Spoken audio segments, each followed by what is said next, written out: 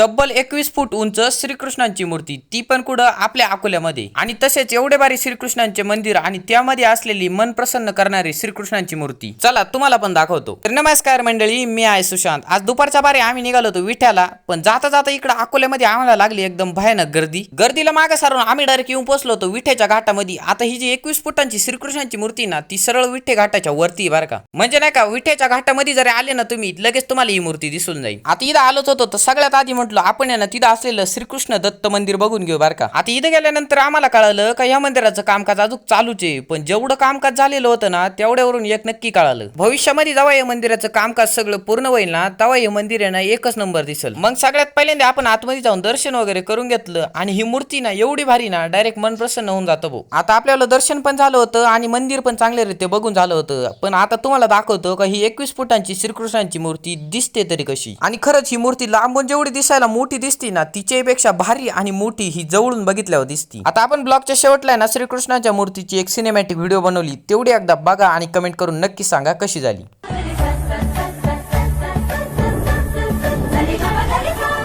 सुनी जो तेरी मुरली चली रे